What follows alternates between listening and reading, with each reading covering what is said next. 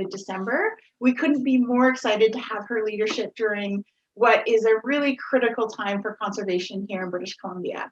Anita brings with her an incredible wealth of experience and expertise. She holds a Bachelor of Law and a Bachelor of Social Work from the University of Victoria, and she also studied public relations at BCIT. As an advocate to stop violence against Indigenous women, Anita attended the Global Leadership School of Indigenous Women through FEME. She has been an advisor and a director on several nonprofit boards, including the Legal Services Society, the Vancouver Board of Trade's Aboriginal Affairs Committee, and the Minister of Aboriginal Relations Advisory Council on Aboriginal Women, among many others. Anita served 3 terms as president of the Tahltan Central Council, where she led the Tahltan Nation through a time of incredible challenge and opportunity. Among her proudest accomplishments is the work that she did to save the sacred headwaters in Tahltan territory, for which she was honored with the prestigious Leadership Award from EcoTrust. I could go on and on and on listing Anita's accomplishments, but I know you don't want to hear from me. You are here to hear from Anita herself. So I'm going to turn the screen over to Anita, who is going to introduce herself and share a quick land acknowledgement for us. So Anita, welcome and thank you. Thank you, Sarah, for your kind words. Thank you for the introduction. I just want to acknowledge that we are coming to you, I'm coming to you from Coast Salish Territory, Squamish Nation. More specifically, I'm on the Capilano Reserve, and also I'm in North Vancouver. So welcome. In my language, I'm Tahltan and Tlingit. So in Tahltan, I would say Danath Otia. It means good day. And Madhu, thank you. Thank you, Anita. And I will just acknowledge that I'm speaking from the unceded, stolen, and unsurrendered territories of the Secwepemc people in what is now known as Kamloops, British Columbia. And I also just want to take a moment to acknowledge that CPAWS works on the unceded and stolen lands and the treaty lands of more than 190 First Nations across the province of British Columbia. And I would invite you, if you are interested, to share in the chat the territory that you are joining in from, the place that you call home. If you want to share your connection with the land, we would love to hear that from you. And you can drop those right in the chat message. And we're going to jump right in with our first question that was submitted for Anita. So Anita, can you tell us a little bit, what led you to accept the position as Executive Director with CPAWS-BC, and what excites you about the work that CPAWS-BC is doing? Well, there's lots of things that led me to this position. I think it was a transition over the years with the work that I've done in the environment. I'm really passionate about working in the environment. Particularly, I'm really passionate about salmon, moose, and I did a lot of work. I was very integral in helping with the work in protecting the sacred headwaters. And if you don't know where the Sacred Headwaters is, or if you haven't heard of it, I'll just let you know that I'm Tahltan from northwestern BC. My community is Telegraph Creek, which is right along the Stickeen River, which flows from Alaska. And I'm very actively involved in protecting. Well, I was really actively involved in protecting our headwaters. I started by grassroots work. I didn't start in a leadership position. I became very interested in what was happening in our lands, because there's, multiple threats of mining and all kinds of development in Tahltan territory.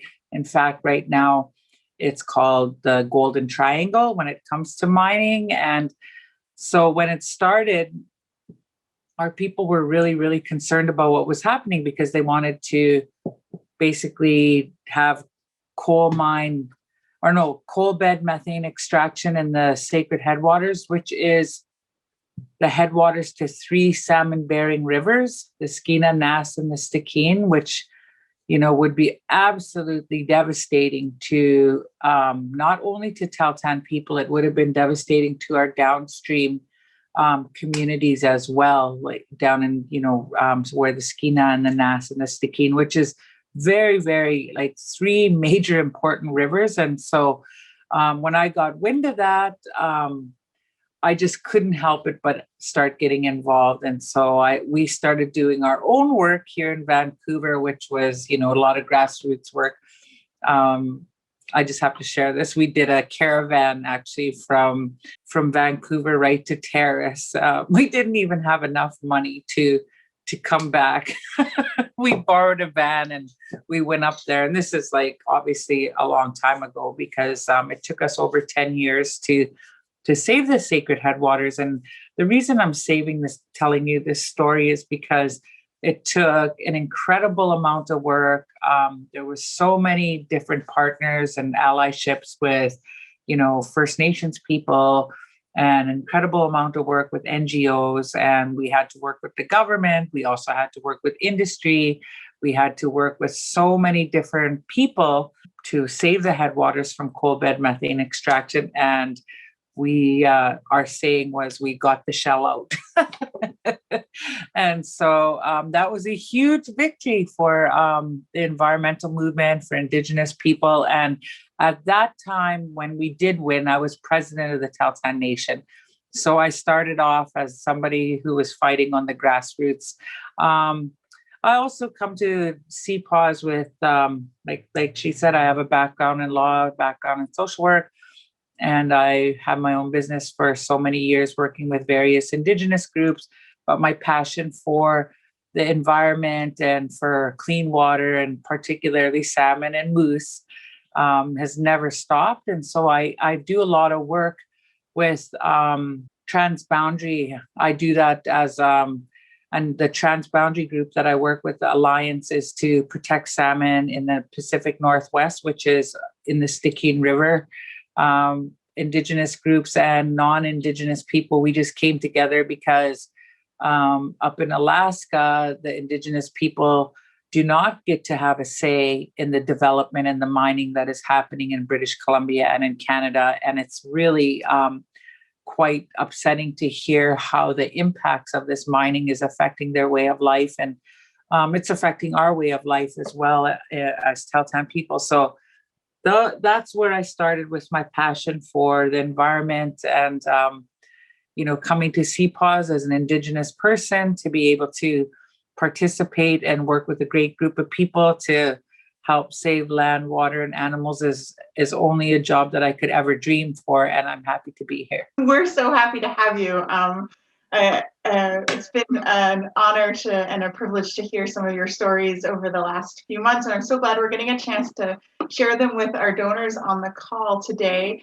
The next question that was sent in that people wanted to hear from you on was, could you tell us about a species or a place that's near to your own heart that you are hoping to see protected in British Columbia? One species that's very dear to my heart is moose. And where I come from, we really love to eat moose, but, and it's unfortunate that it's under threat right now because there's an unlimited amount of people who are allowed to hunt in northern British Columbia. So come September, when the hunting season is open, it really is like the cartoon hunting season where you see a lot of non-resident hunters coming into the area. And we've been actively involved over the years trying to stop hunters from coming into our territory and trying to put limits on the amount of hunting. And there's no lottery system.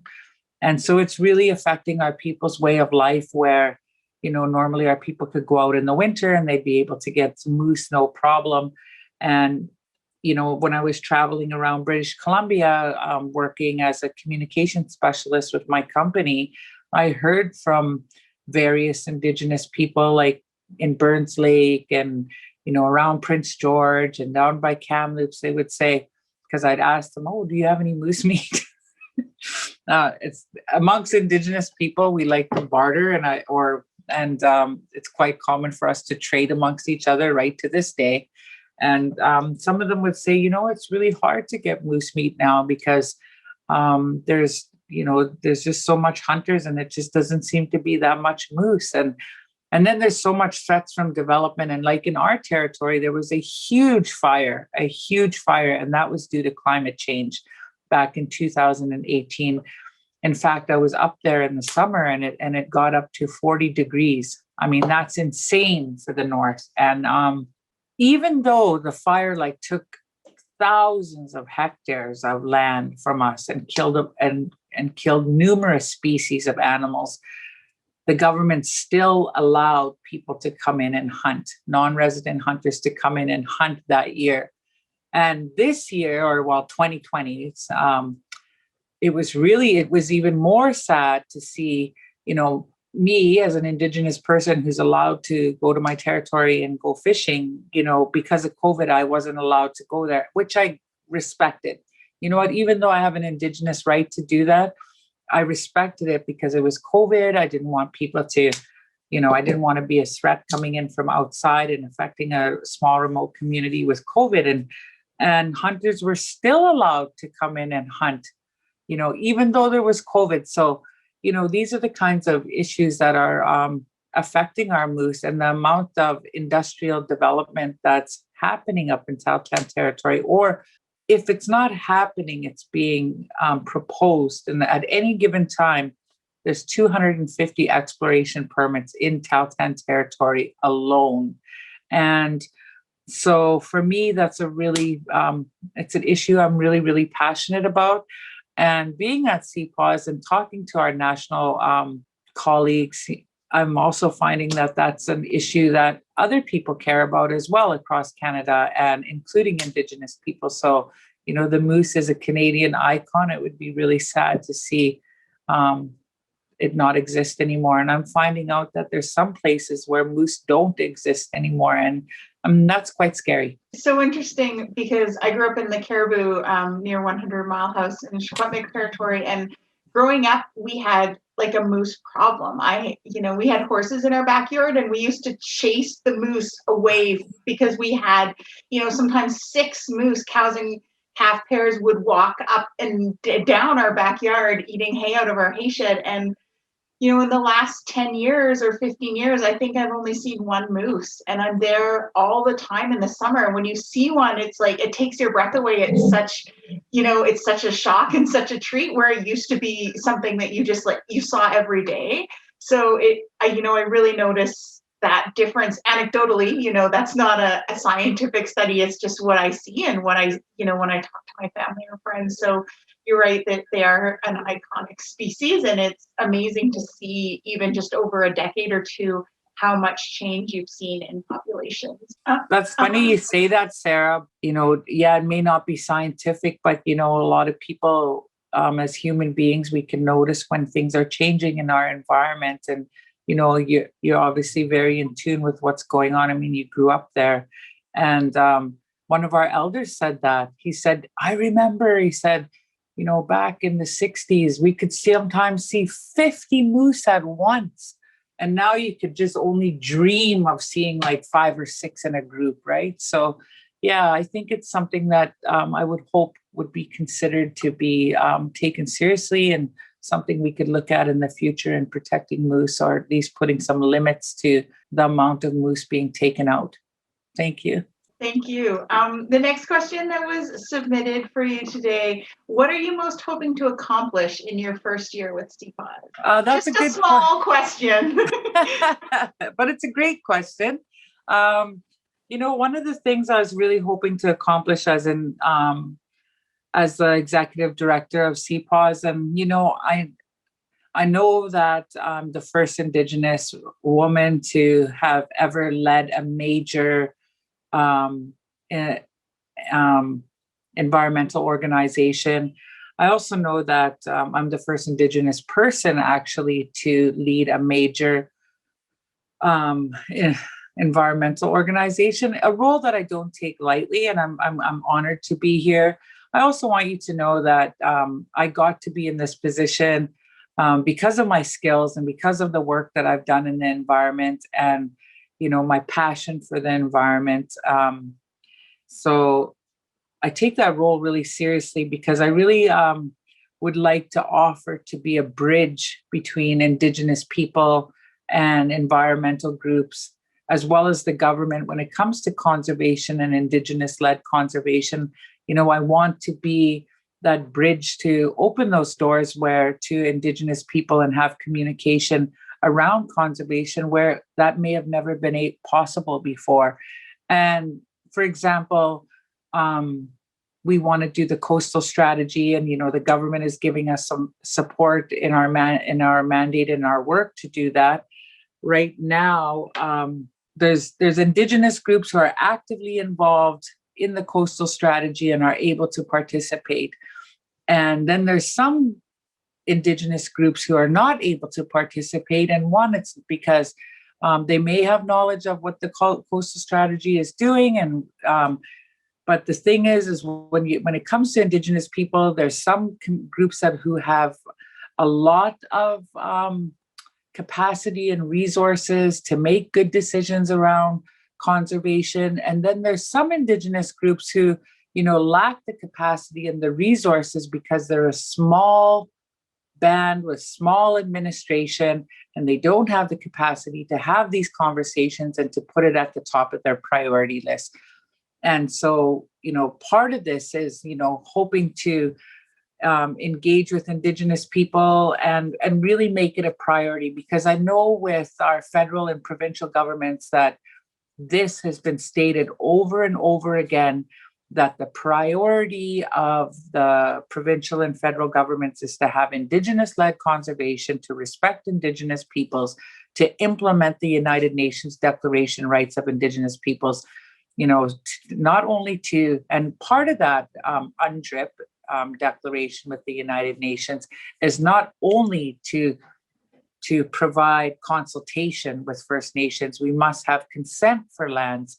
And so moving forward, if we want to have a true equitable relationship in regards to reconciliation with Indigenous peoples, we must engage with them equally and equitably. And I say that because it has to be an equal platform where Indigenous people can participate, in a conversation and have the resources to participate.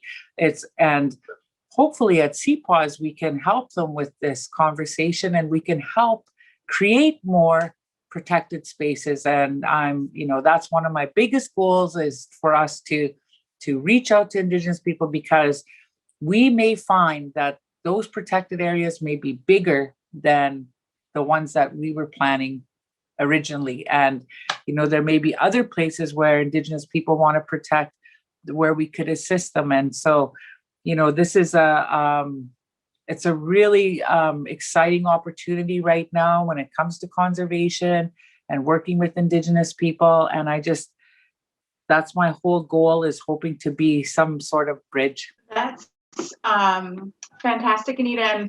And in addition, not only will we have the opportunity to create bigger protected areas when they're indigenously led, but there's also been a lot of recent research that's showing that those protected areas are more effective. I'm just going to drop a link in the chat. So there was a recent study that came out about the biodiversity values in Indigenous managed lands, and how lands that are stewarded and managed by Indigenous communities have much higher biodiversity. They have a greater concentration of species. And so that knowledge that's carried by Indigenous people for generations and generations and generations will have an impact on the type of protection that happens on lands. And I think that's really important. We're seeing Western science finally starting to recognize the knowledge that's been carried by Indigenous peoples for so long. Yes, thank you for that, Sarah. And it's really true that we want to, when you work with Indigenous people, it's not, just something to check off a list. Like, our people really, really are passionate about these lands. Our blood is connected to these lands. It's connected to our ancestors. And there's so much knowledge.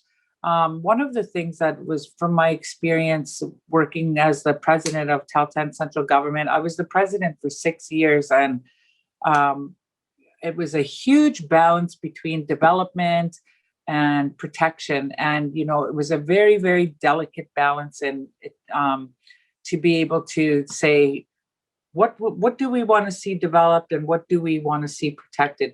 And that conversation carries on right today. But what we did find in asking those questions, which was much, much, much deeper value, was the ancestral knowledge that we tapped into, where people would say, maybe this isn't the best place to have your trail or anything to, going towards the mine, or maybe this is not the place for you to do any kind of exploration because we pick berries here.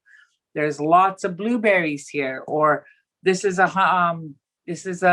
hunting ground, or it's a bed for moose beds or it's a bed for moose. I'm not getting it right, but yeah, exactly that. I think that's a really good segue to the next question that came in from one of our donors, which was, how have the Tahltan people in government balanced conservation versus development? And are there lessons that you can bring from your time as president of Tahltan Central Council that will help you make decisions with CPAWS around conservation and development and balancing those two things? Thank you for asking me that. I love talking about my experiences, the good experiences of when I was president. Being in politics isn't always fun all the time. It's quite challenging, and it's quite challenging to balance the interests of our people and the interests of British Columbians, and balance. There's so many different interests, so many different stakeholders, but ultimately, when I was president, the biggest interest was for Tahltan people. And, I had to really listen to our people and to hear their concerns. And one of the things that we had to do was to develop a whole communication system, which was way different than before. We had to utilize all the tools of technology to connect with our people. And at the time, this was something new. I mean, now it's not new because we're in COVID. So everybody knows how to use technology now because it's the only way we can connect as human beings. But back then, we had to, there's 5,000 Tahltans and 75% of them don't live in the territory. Even though we have one of the biggest territories in British Columbia, 75% of our people don't live inside the territory. So that was a challenge in itself. How do we reach people who are outside the territory? How do we find out what their interests are? And then there were some people who were tech savvy, and then there were some people who weren't. Some people wanted to be contacted by mail and mail only. Some people wanted to be contacted in person. So that was a lot of challenges because there's like many different projects. So we really had to prioritize what we wanted and what we didn't want in our territory. And one of the things that we really wanted to protect was the sacred headwaters. But coming to that decision there was a lot of conflict leading up to the protection of the sacred headwaters, because Shell, as you know, comes into a community, and especially with Indigenous people, where we're vulnerable and when we don't have the resources or the money.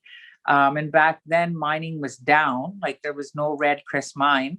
And so at the time, like people were like, yeah, we want Shell. Like, wow, Shell pays so much money. And in fact, my dad was one of them because he's a construction operator and he's a supervisor for running construction projects. And him and I, we had to agree to disagree most times because I was so passionate about saving the headwaters and he was passionate about working in that area, and he loved working for Shell. So you can see how it's not cut and dry when it comes to development and protecting areas. It's many, many layers of conversation, many, many people. And also with that, what I find when it comes to protection is the government will say, okay, well, if you want to protect that, now let us develop something. So, there came Red Chris Mine. And, that wasn't a decision that was made easy. It was something that was kind of out of our control because back then they had environmental assessment processes where they called it a fast environmental assessment. And it was, you didn't have to consult Indigenous people the way we do nowadays. Like before then, all they did was, it was called a fast track environmental assessment process. So they could put a person from the chief and council, and the chief and council didn't even have to be on there. They could appoint somebody from the community, and they did not have to report to the people. So could you imagine how many meetings went through? And how I found out was I went into the government records, found out they were having all these meetings, that all of these things transpired way before my time, and the decisions were already made.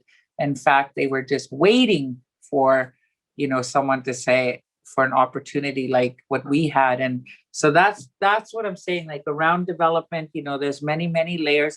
One of the things I really learned and really valued was the value of allyship. And we connected with NGOs. And even then we had to have a serious discussion with the NGOs. When I talked to the NGOs, I had to say to them, you need to work with our Indigenous government. We cannot have you funding different groups and creating division within our nation. We are trying to unify to make good decisions around our land and protecting our land or developing our land. But ultimately, that's up to us. Now, if you want to join us in our fight and making good decisions around land, then you need to work with the government. So we had to make an agreement with all the environmentalists to come in and work with us. And it worked. They worked with us and they provided capacity. A lot of times where the government couldn't provide capacity, the environmentalists did. And that was an amazing resource for us, because it provided us the space and the resources to have that important discussion around protection. And I share that with you because they played an important role in providing that capacity and space. And, if we didn't have that, also with education, it was really important for NGOs to help us with the education of our people around the development of coal bed methane, the effects of it, what would happen in the long term, what would happen if all of these projects happen.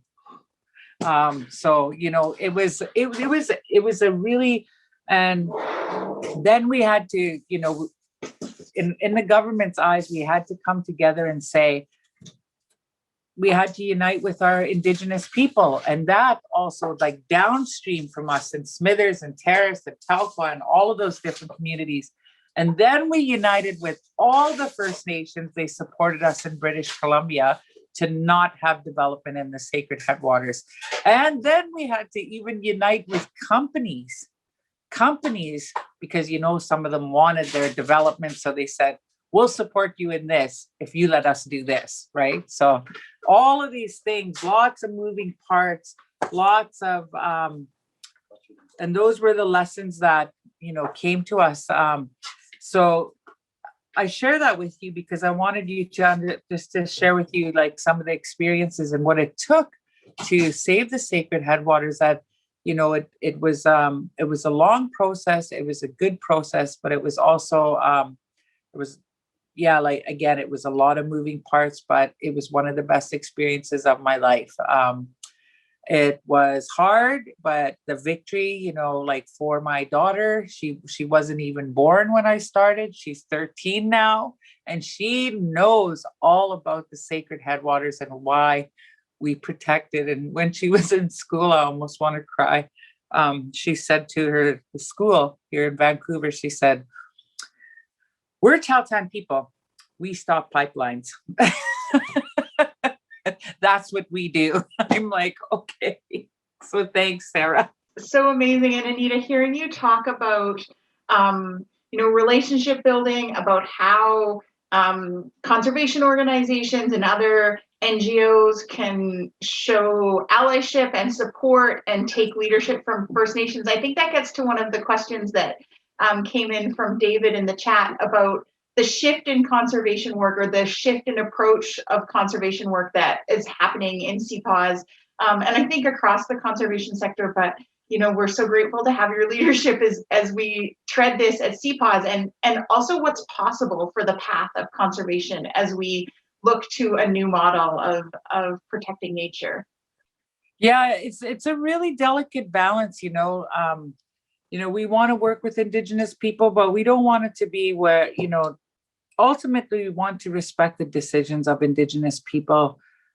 We want to have open conversations where, we can engage Indigenous people, and to be able to, and like I said, that the question around capacity and having the resources to have that conversation was so important. And I'm really grateful for all the NGOs that I met over the years that were able to contribute in that fight to save the sacred headwaters, and we were all able to celebrate in that victory. And it was such an amazing celebration. We couldn't even host the celebration in our territory because the celebration was so big.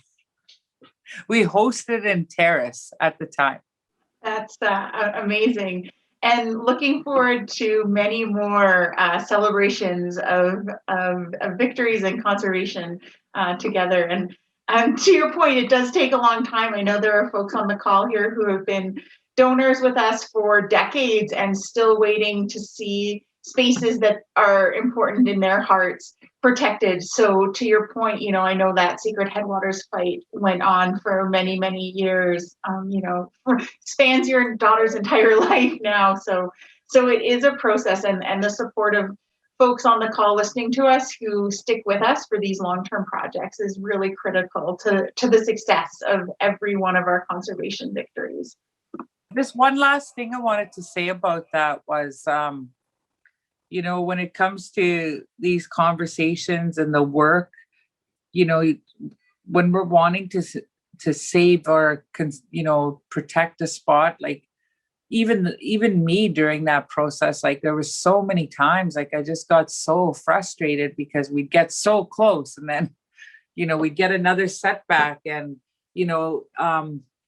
I also wanted people to know that it wasn't an easy decision to make with our people. You would think it would be like just the obvious, like, hey, why would protecting the headwaters of 3 sacred salmon-bearing rivers? You would think that's a given, but it took a lot of conversations because there was a lot of division in our community. There was some people who really wanted development, and there was some people who didn't, and some people who did not want to meet in the middle. Like it was like they asked the elders once, well, what do you want to protect? And they drew the whole territory, like a circle around the whole territory, and we're like, we'd love to do that. And even as the Indigenous leader, like as the leader of Tahltan, I'm like, you know what, love to do that, but I know this isn't our reality. We have the most economical territory out of all the territories, with all the potential for all the development. And, like we had Run of the River, we had the transmission line, we have, like, there's so many different mines that are being proposed. And so, it was hard because some people would say I was a sellout when we were trying to negotiate for the mine. And then some people would say, well, all she wants to do is protect land and she doesn't care about the economy. And I think that one thing at CPAWS that I want to add that I'd really love to be a part of is changing that narrative, where it's not all or nothing. It's not let's develop everything or let's protect everything. I think that as human beings, it's important for us to recognize that where we are in this time, and it's important for us to recognize we have to meet in the middle, because there's so many things that are at stake right now when it comes to our planet, when it comes to our rivers and our salmon. Because I'll share one last thing with you, because I think this is really important for you to know that, just one sec, that's my partner. The realities of working at home. Yeah. So I just wanted to say to you, sorry, you got to remind me what I was saying now. You were talking about the all or nothing, how we have to take the steps we can to protect things like salmon now. Yes, and the realities of what we're dealing with when it comes to salmon and our rivers and our waters, how integral it is to do this work. So my daughter, her dad is from the Musqueam Nation, and Musqueam is here right in Vancouver, part of the Coast Salish people. Their emblem for their nation is their flag. It has a salmon, and then it has a net. So they're salmon, they're fishermen. In fact, the Sparrow case, which is the first Aboriginal rights fishing case, that's my daughter's uncle, who they put that case forward to save salmon or have the right to fish. Well, fast forward to now, I remember when I seen, even just 10 years ago, I remember they could catch 10,000 salmon at a time. And last year, they couldn't even catch one sockeye, not even one sockeye in the Fraser River that they could catch down here. So to see this destruction of our rivers and our salmon, it really, really, it just really makes me really emotional because, like to think of losing our salmon up in the, Pacific Northwest like that would be really, really devastating to all of us, not just Indigenous people, to all of us. And for me to have witnessed that firsthand, that's why I feel like the work we do here at CPAWS is really, really integral to saving these animals in our water. That was, it gives me goosebumps to hear that story. And I always think, I read somewhere, and I apologize, I can't remember who said it, but said if we're people of the salmon and the salmon don't exist, then who are our people? And that gets to the heart of what you're saying. Just an amazing story, and thank you so much for sharing that about your daughter and her family. I have a stack of other questions that I was hoping to get to, but I'm just looking at the time, and I know there are folks who want to pop their video on and wave and say hello. So I'm going to give everyone a chance. If you want to turn your video on. Absolutely. Madhu, goodness cheese. Thanks, everyone. Bye-bye. Thank you. Bye-bye.